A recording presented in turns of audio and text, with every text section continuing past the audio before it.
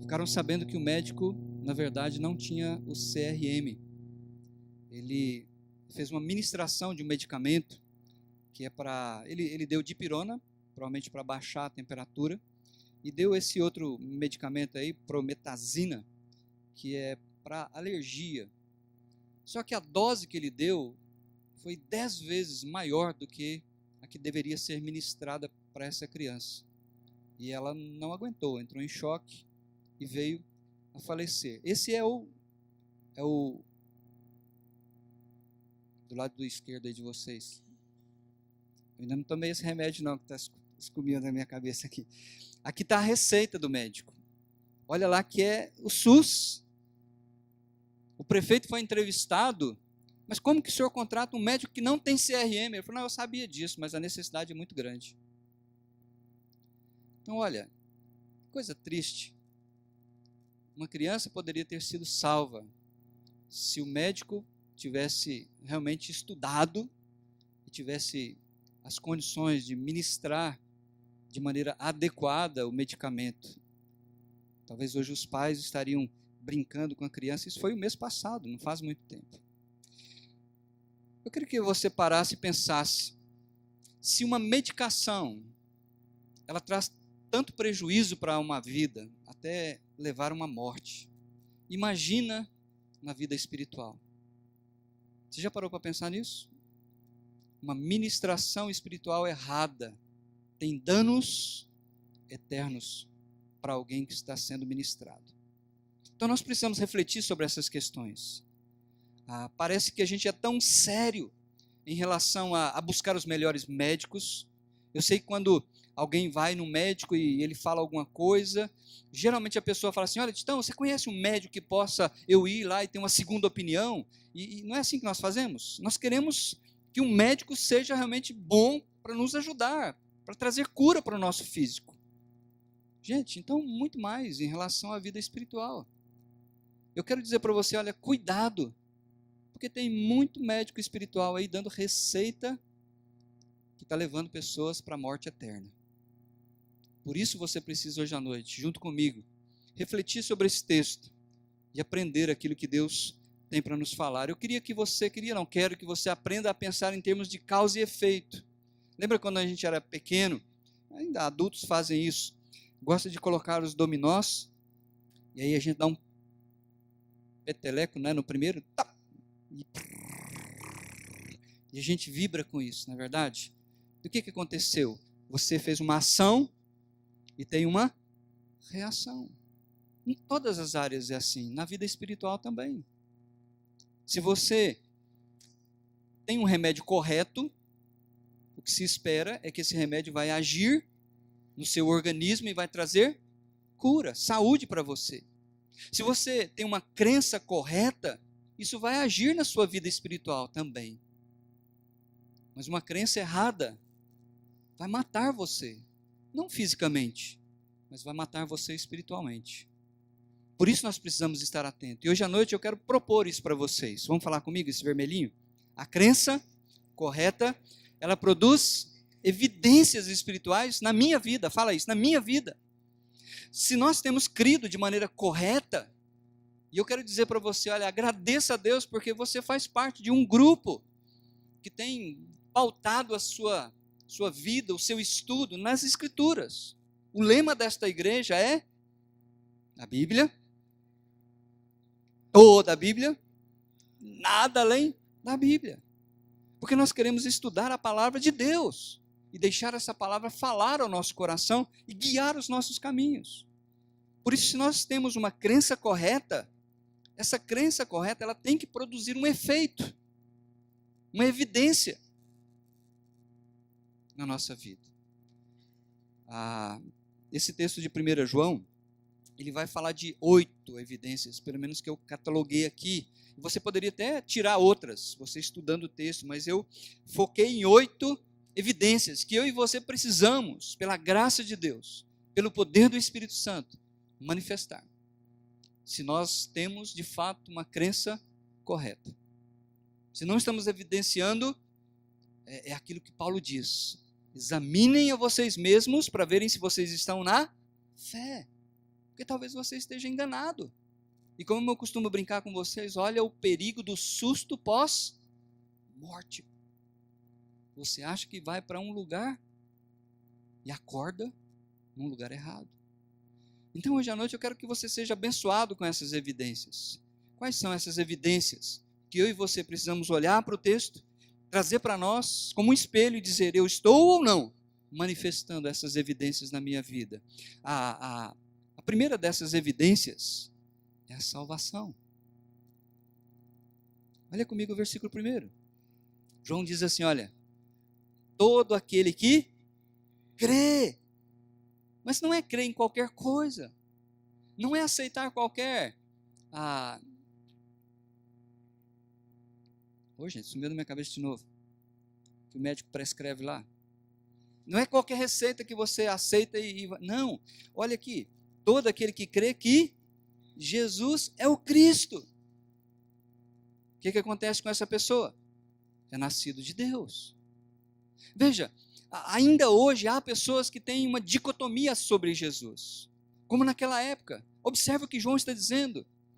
A evidência de que eu tenho comunhão com Deus é minha salvação. Todo aquele que crê, a palavra crer é fé salvadora. Isso é um dom de Deus, diz o apóstolo Paulo. Porque pela graça sois salvos, mediante a isto não vem de vocês. O interessante é que as palavras que antecedem esse versículo, graça, salvação, porque pela graça sois salvos, mediante a, são palavras femininas. Isto, no grego, é neutro. Então, você não pode dizer que isto se refere à graça, você não pode dizer que isto se refere à fé, você não pode dizer que isto se refere à salvação, ou então, porque pela graça sois salvos mediante a fé, isto se refere ao quê? Ao pacote, a salvação, a graça, a fé. Então, isso é o grande privilégio que nós temos. Quando nós dizemos e enchemos a boca para dizer eu tenho comunhão com Deus, você precisa evidenciar que você de fato é o povo da fé. É o povo que crê que Jesus Cristo é o Salvador. Que aquele homem que viveu na Palestina quase 2000 ou mais de 2000 anos atrás, ele não era apenas um homem judeu comum, ele era o Filho de Deus que veio aqui neste mundo. No primeiro século, isso fazia uma diferença tremenda entre vida e morte. Porque as pessoas da época do primeiro século, que afirmavam, Jesus é o Cristo, o Messias, eles pagavam com a sua própria vida. Então essa é a primeira evidência de alguém que diz, eu tenho comunhão com Deus, salvação. Você tem manifestado essa evidência na sua vida? A salvação como presente de Deus? Mas João vai nos ensinar que aquele que tem comunhão com Deus, ele manifesta uma outra evidência, que é a obediência. Olha comigo no versículo 2. Assim, sabemos que amamos os filhos de Deus, amando a Deus e obedecendo aos seus mandamentos. Por quê? Nisto consiste o amor a Deus. O que é amar a Deus?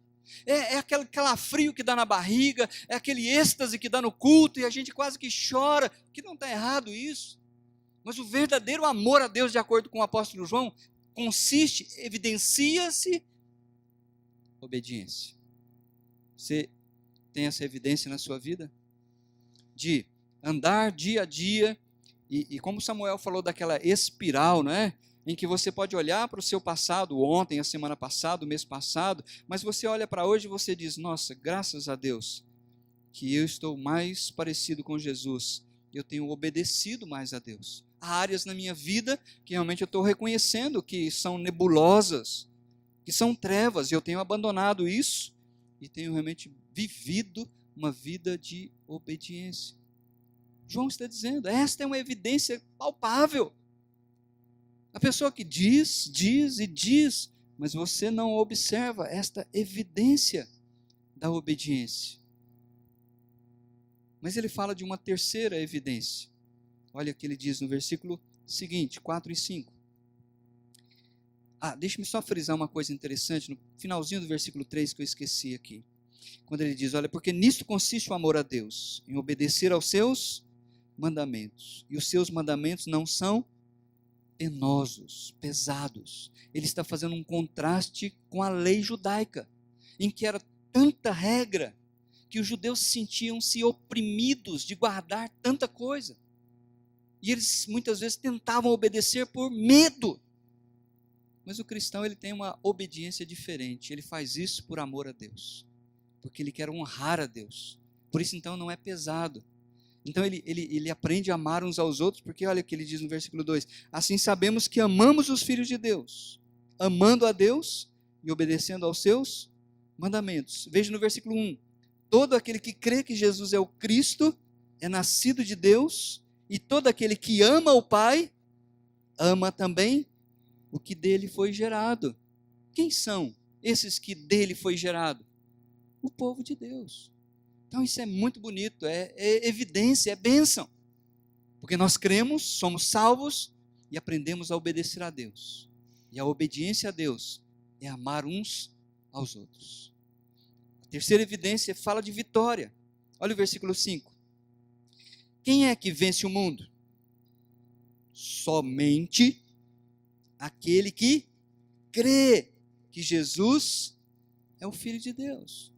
Eu creio que João, ele está olhando para o mundo da sua época, as pressões da imoralidade, da idolatria dominante no Império Romano, e a pressão que nós podemos olhar para nós hoje também, no trabalho, na escola, as pessoas querendo zombar da nossa fé. Mas João está dizendo assim, olha, você quer permanecer vitorioso? Esta é a vitória que vence o mundo. Qual que é a vitória que vence o mundo? O que é nascido de Deus vence o mundo. E esta é a vitória que vence o mundo. A nossa fé. Essa fé que ele está falando aqui, meus queridos, não é a fé subjetiva, individual, do Titão, da Maria, do João. Ele está falando da fé cristã. Esta fé que nos induz, que nos leva a entender que Deus se fez carne, morreu na cruz pelos nossos pecados, que promete vida eterna. Esta fé é o conjunto de doutrinas que foram deixadas para nós, registradas na sua palavra. É isso que nos dá poder e força e vitória contra as pressões do mundo. Eu já enfrentei isso na escola, professor tentando zombar da fé cristã. E eu tenho certeza que vocês aqui já enfrentaram isso. Mas em vez de deixar-se seduzir por esses argumentos errados, você fala, não, mas eu creio que a palavra de Deus é a verdade. E é esta palavra que tem transformado a minha vida. E você se torna cada vez mais vitorioso contra esse mundo perverso que tenta abafar a fé cristã. Eu tenho até vergonha de falar o que eu vi essa semana. O governo promoveu, acho que lá no Nordeste, dinheiro do contribuinte, a exposição, você pode até olhar isso que é até triste, a exposição maravilhosa da beleza do ânus. Que coisa triste. Várias fotos expostas de fotos do ânus. Que coisa linda. Esse é o mundo que nós vivemos, que quer cada vez mais destruir os valores. A ONU está considerando a possibilidade de olhar para a pedofilia não como um crime, mas como uma doença. Um pedófilo é alguém que carece da nossa misericórdia e ele precisa de tratamento. E o governo vai pagar o tratamento desse pedófilo. É isso que João está dizendo. O mundo jaz no maligno, caminha de passos largos para o inferno. Mas nós temos um quadro doutrinário, um quadro de ensino, que é bênção de Deus para nós. Por isso nós rejeitamos essas coisas, não aceitamos. E é isso que João está dizendo. Esta é a vitória que nós temos, a nossa fé. Nós não nos deixamos seduzir por esses ensinos errados que nós vemos por aí. Em quarto lugar, uma outra evidência é a profunda convicção que nós temos de quem é o Senhor Jesus Cristo. Olha comigo no versículo 6 até o 10. Este, falando do Filho de Deus, este é aquele que veio por meio de água e sangue. Jesus Cristo, não somente por água, mas por água e sangue. E o Espírito é quem dá testemunho, porque o Espírito é a verdade. Há três que dão testemunho: o Espírito, a água e o sangue. E os três são unânimes nesse testemunho. E nós, diz o apóstolo Paulo, o apóstolo João, nós aceitamos o testemunho dos homens. Quando alguém testemunha, dá testemunho da sua fé, a gente aceita. Mas o testemunho de Deus tem maior valor, pois é o testemunho de Deus que ele dá acerca de seu Filho. Quem crê no Filho de Deus tem em si mesmo esse testemunho. Quem não crê em Deus o faz mentiroso, porque não crê no testemunho que Deus dá acerca do seu Filho. Então, olha, nós, queridos, que estamos aqui hoje à noite, graciosamente, pela misericórdia de Deus, nós somos um povo de convicção. Nós sabemos no que cremos. Não porque somos mais inteligentes ou somos melhores, pelo contrário. A Bíblia diz que Deus escolheu as coisas, as piores coisas desse mundo, para manifestar a sua bondade, o seu amor, as coisas que não são. Mas nós temos olhado para a palavra e temos nos humilhado diante dessa palavra de Deus. Então ele está dizendo que o Espírito Santo dá testemunho de Jesus. Você precisa abrir o seu coração, porque o Espírito Santo usou alguns homens. As pessoas dizem assim: a Bíblia, papel, aceita qualquer coisa, foi homem que escreveu a Bíblia. Graças a Deus por isso eu digo. Já pensou se o Espírito tivesse revelado a vontade de Deus para os anjos?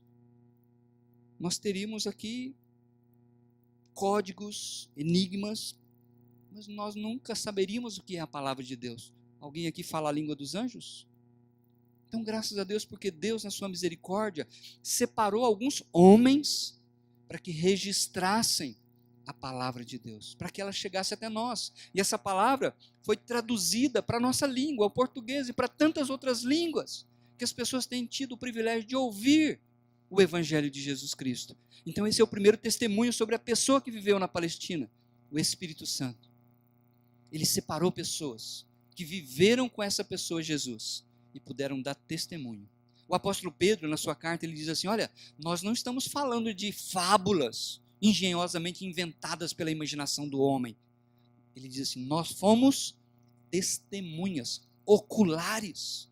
Nós vimos, nós ouvimos uma voz que é o segundo testemunho, a água. A água que ele está falando aqui é a água do batismo de Jesus.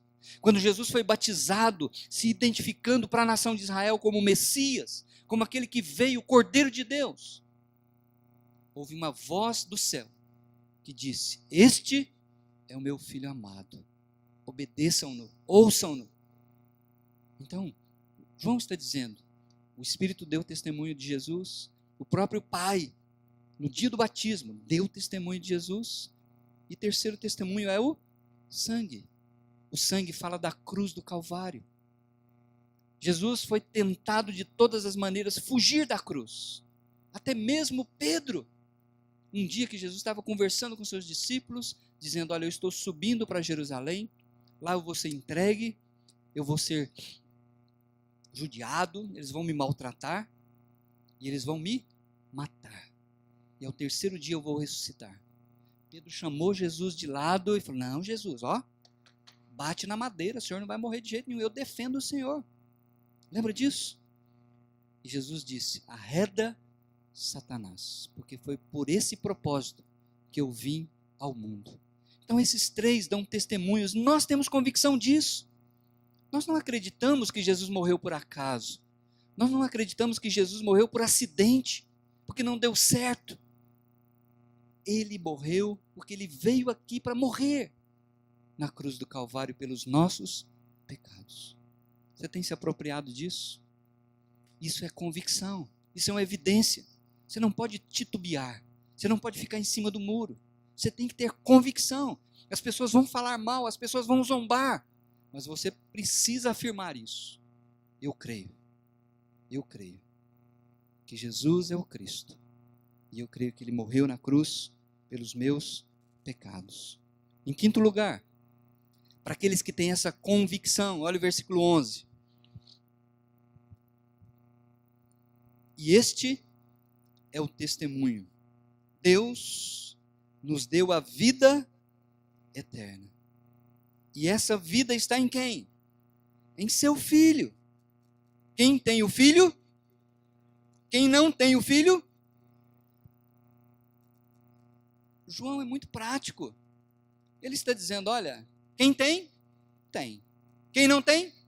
Não tem. Não tem meio termo.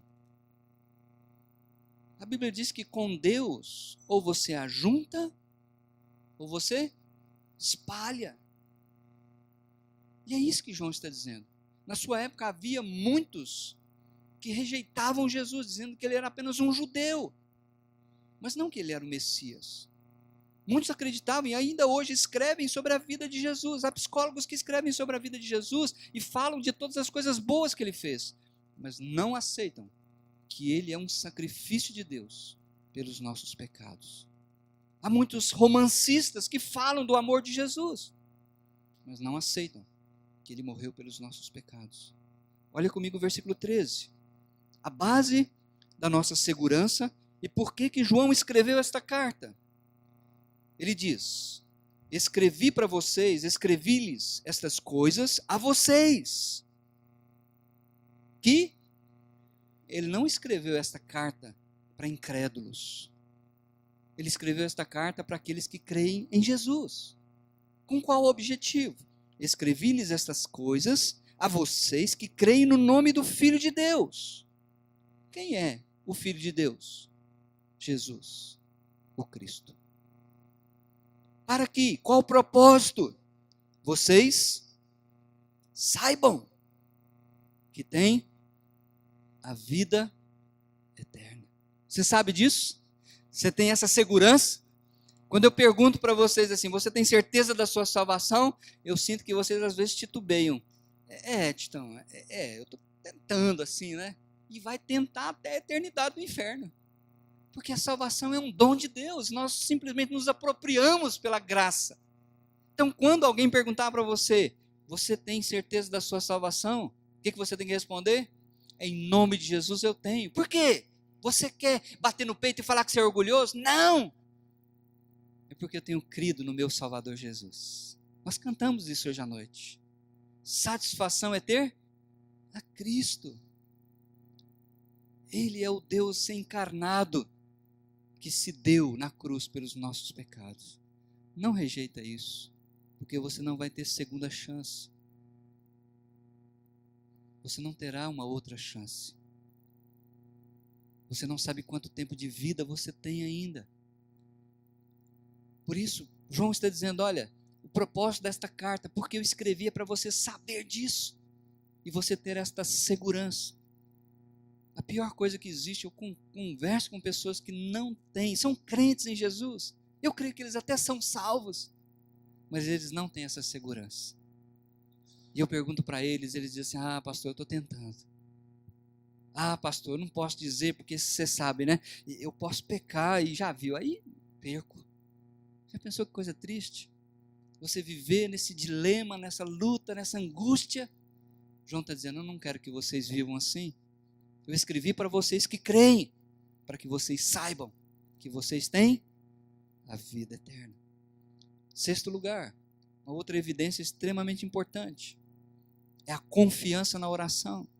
Olha o que ele diz para nós, nos versículos 14 até o 17, ele fala, esta é a confiança de alguém que é salvo. Esta é a confiança que temos ao nos aproximarmos de Deus. Se pedirmos alguma coisa de acordo com a vontade dele, ele nos ouvirá. E se sabemos que ele nos ouve em tudo que lhe pedimos, sabemos que temos resposta ao que dele pedimos.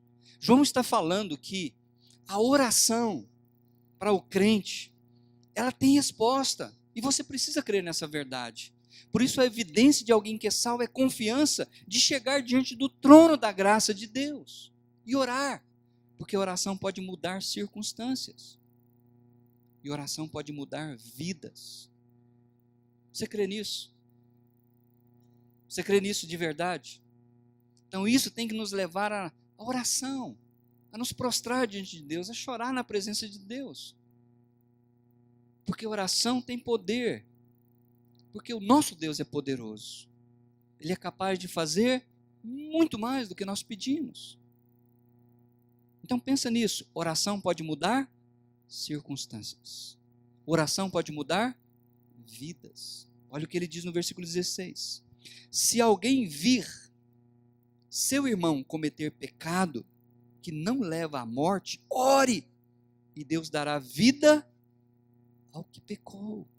Ele está dizendo, olha, você tem um papel fundamental na vida da comunidade. Você vê irmãos que estão andando em caminhos errados. E você pode interceder e Deus vai mudar o coração dessa pessoa. Porque oração pode mudar vidas. Pessoas às vezes se rebelam e não querem saber da igreja, não querem saber de Deus. Sua responsabilidade é de dobrar os joelhos. Volta algumas páginas para trás, deixa-me mostrar um texto para você muito interessante. 2 Timóteo, capítulo 2. 2 Timóteo, capítulo 2.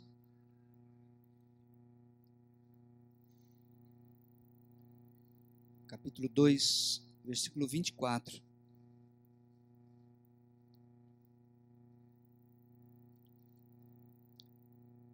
Deixa eu ler o 23 e o 24. 2 Timóteo, capítulo 2, 23, diz assim, olha, evite, claro que num primeiro momento Paulo está falando com um pastor, quando ele diz no versículo 24, o servo do Senhor, ele está pensando no pastor, mas nós podemos aplicar isso para todo cristão.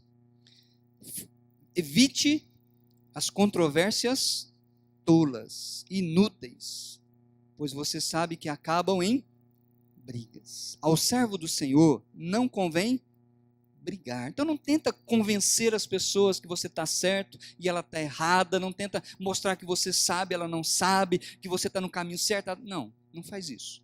Ao servo do Senhor não convém brigar, mas sim ser amável para com todos, apto para ensinar. Teve oportunidade, vai lançando semente. Não de condenação, mas de esperança. Vai ensinando. Outra coisa, o servo do Senhor tem que ser paciente. Não é o seu tempo. É o Espírito quem converte. Deve, versículo 25, corrigir com mansidão. Quem que ele deve corrigir com mansidão? Os que lhe opõem. Na esperança de que Deus, não você, lhes conceda o arrependimento, levando-os, Deus vai levá-los ao conhecimento da verdade. Para que? Qual o propósito? Assim, voltem à sobriedade e escapem da armadilha do diabo, que os aprisionou para fazerem a sua vontade. Coisa triste, não é? Quantas pessoas estão amarradas, aprisionadas pelo diabo? Parentes nossos, queridos, familiares, amigos. E nós precisamos interceder com confiança diante do trono da graça. Porque Hebreus diz que nós temos que nos aproximar desse trono para encontrar graça e achar misericórdia. Precisamos interceder por nossas famílias, nossos amigos, pessoas que estão vivendo em pecado, para que Deus conceda a eles o arrependimento, a mudança de vida, e eles então vão ficar livres do diabo. Mas ele diz também o seguinte: refiro-me àqueles cujo pecado não leva à morte. Há pecado que leva à morte, e nós teríamos que gastar muito tempo aqui para explicar isso. Mas João está dizendo, olha, há um tipo de pecado, e a gente pensa que é uma rebelião, uma blasfêmia contra o Espírito Santo, em que pessoas são evangelizadas, pessoas são ensinadas, mas mantêm o coração duro e não se quebram. Então esse é o pecado para a morte, porque não tem outra escapatória, não tem outro caminho. Coração de pedra, há pecado que leva à morte. Não estou dizendo que se devorar por este, deixa esse que Deus vai cuidar dele. Toda injustiça é pecado, mas há pecado que não leva à morte. Há pecado que a pessoa está aprisionada e eu posso orar para Deus trabalhar na vida desta pessoa. Então isso é uma evidência. Confiança na oração. Sétimo e penúltimo lugar, libertação. Olha o que diz o versículo 18.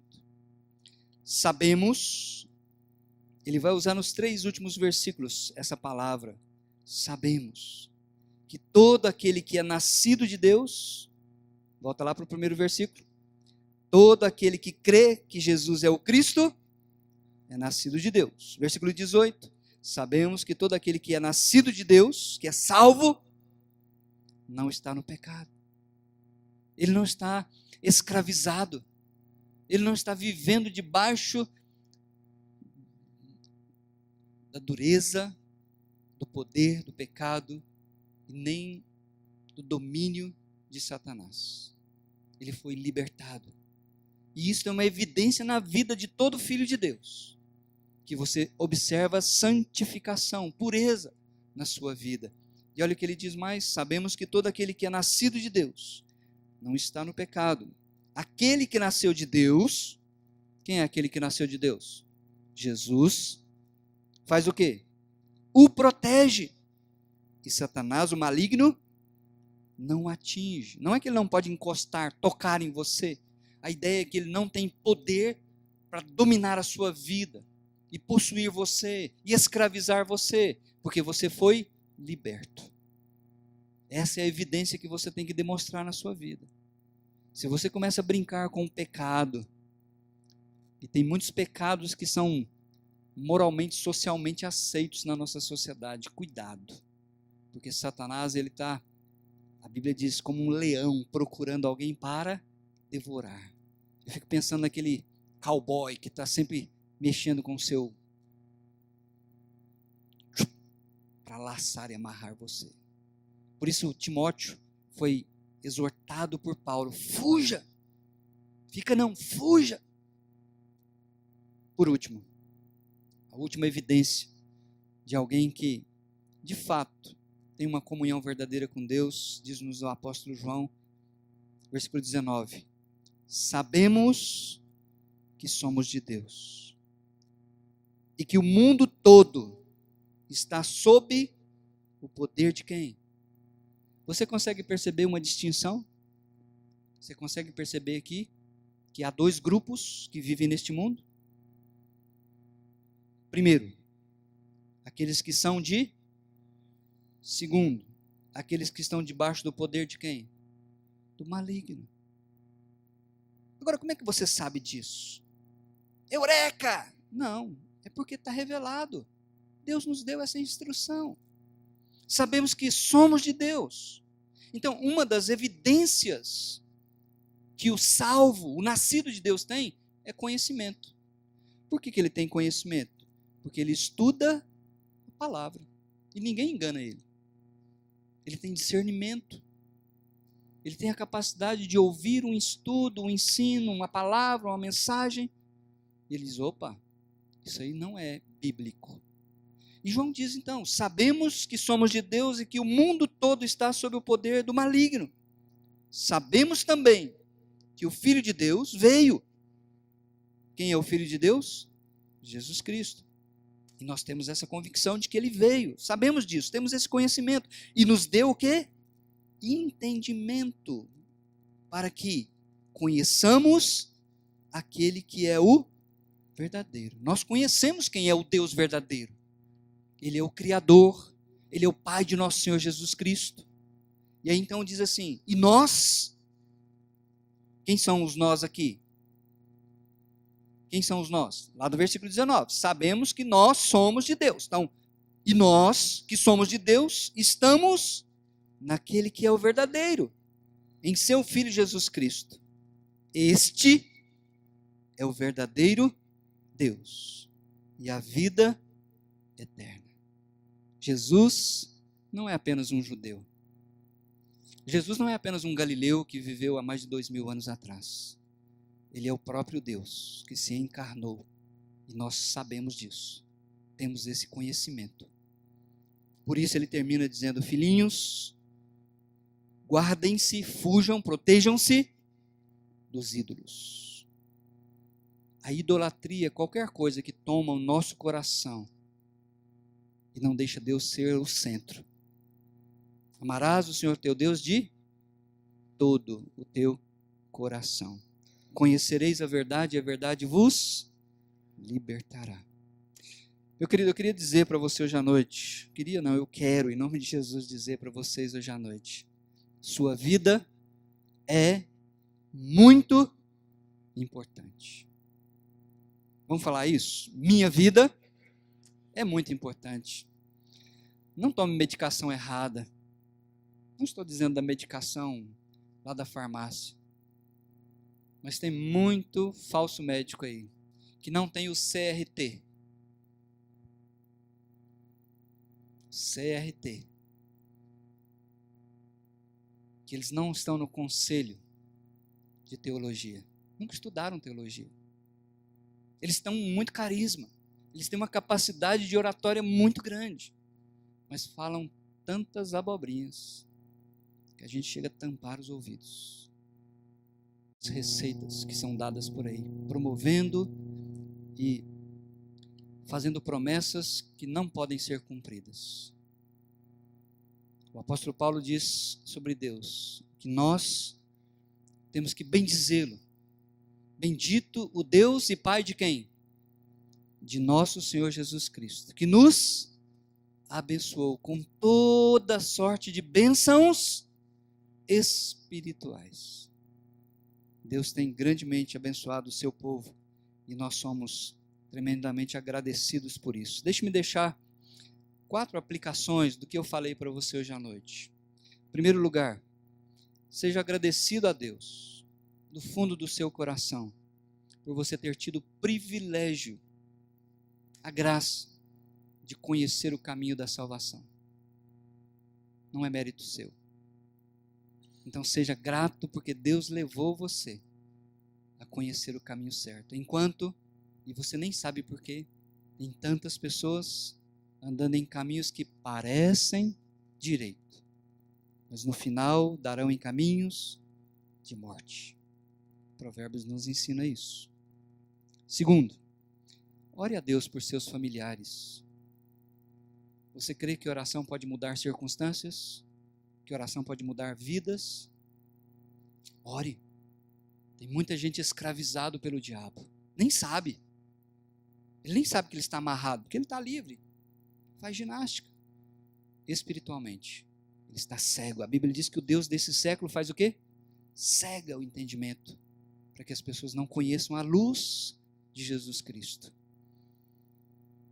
Creia que a sua oração pode mudar circunstâncias e pode mudar vidas. Chora diante de Deus. A Deus, olha, minha esposa, meu marido, meu filho, meu irmão, meu colega de trabalho, eu gostaria de vê-lo realmente.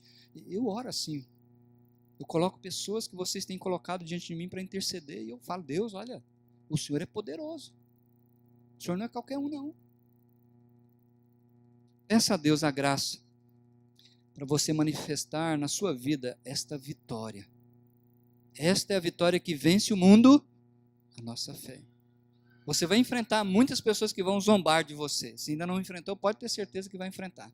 Pessoas que vão criticar você por carregar uma Bíblia, por vir para a igreja evangélica. Fica firme. Esta é a vitória que vence o mundo, a nossa fé. Procure evangelizar pessoas. Você não tem poder para converter ninguém, mas você pode falar do que Deus tem feito na sua vida. Você pode falar que um dia ouviu, maravilhoso e sublime para mim, dia que eu nunca esquecerei. Quando a Cristo ouvi e o coração lhe entreguei. Quarto lugar, tome posse dessas verdades que nós vimos hoje, dessas bênçãos, dessas evidências. Vamos falar comigo?